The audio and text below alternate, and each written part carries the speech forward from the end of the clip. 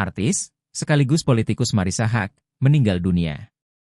Istri dari penyanyi Ikang Fawzi ini meninggal dunia pada Rabu, 2 Oktober 2024, dini hari. Kabar tersebut dikonfirmasi oleh sang putri, Chiki Fawzi. Ia benar meninggal dunia. Doain ibu saya, ya, tulis Chiki saat dikonfirmasi kompas.com. Chiki Fawzi tak menjelaskan lebih jauh soal alasan kepergian ibunya. Dari informasi yang beredar, jenazah Marissa Haque akan dimakamkan siang ini di TPU Tanah Kusir. Marissa Haque merupakan kakak dari Soraya Haque dan Shahnaz Haque. Karirnya dimulai dari seorang aktris film. Namanya mulai dikenal lewat akting di film Tinggal Landas Buat Kekasih 1984 dan Biarkan Bulan Itu 1986.